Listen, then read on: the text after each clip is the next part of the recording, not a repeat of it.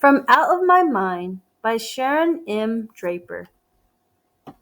Background: Melanie has a physical disability called cerebral palsy. She cannot walk or speak and has very little control of her body.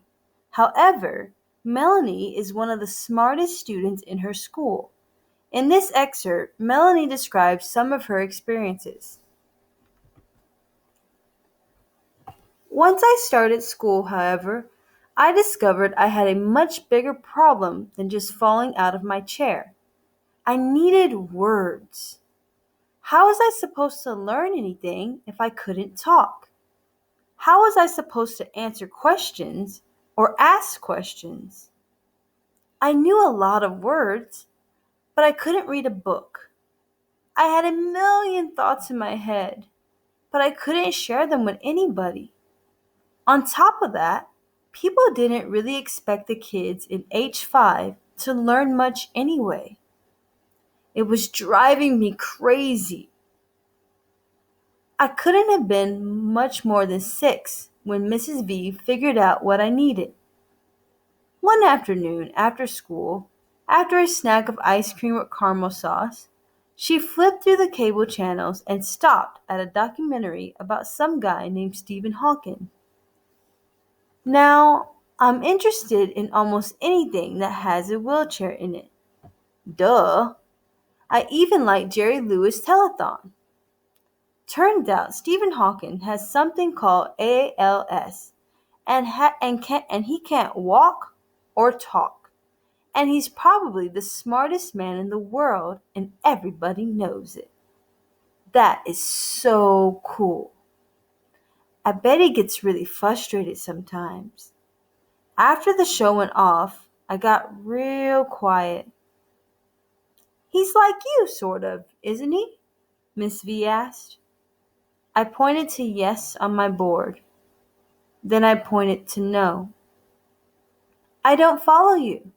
She scratched her head. I pointed to need on my board. Then to read. Need, read, need, read.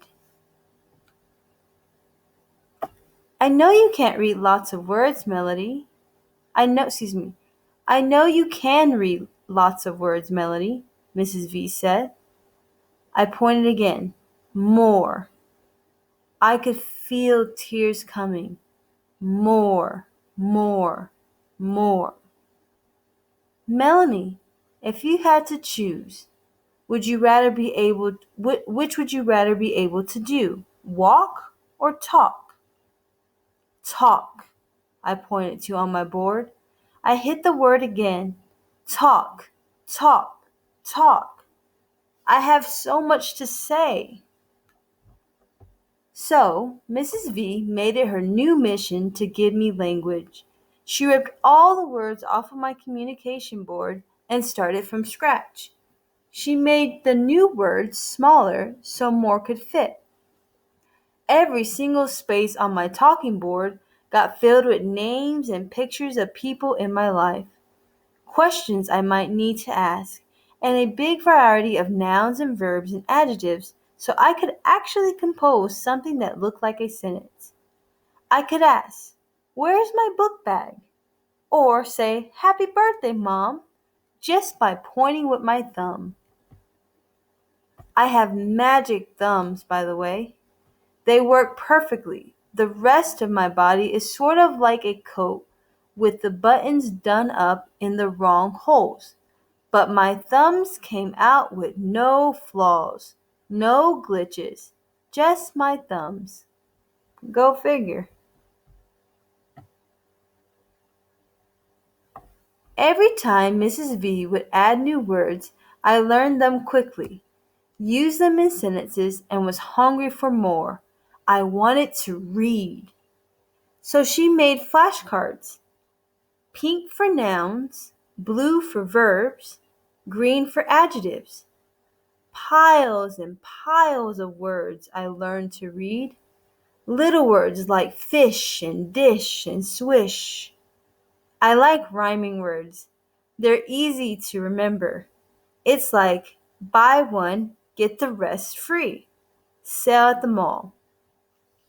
I learned big words like caterpillar and mosquito, and words that followed crazy rules like knock and gome.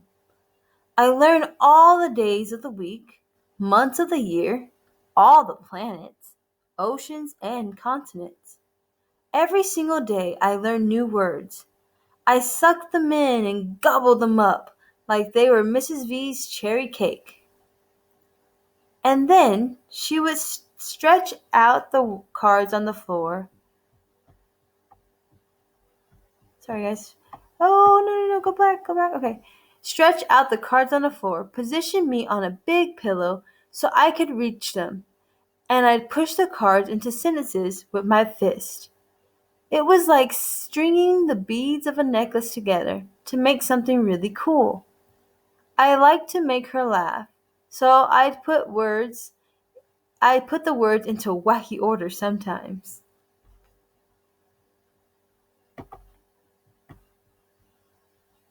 The blue fish will run away. He does not want to be dinner. She also taught me words for all the music I heard at home. I learned to tell the difference between Beethoven and Bach, between Santana and Concerto. She'd pick a selection on a CD, then ask me the composer. Mozart. I'd point to the correct card from the choices she set in front of me.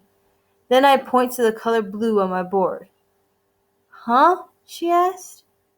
When she played a selection from Bach, I pointed to the correct composer, then once again touched the color blue on my board. I also touched purple. She looked confused. I searched around for the right words to explain what I meant.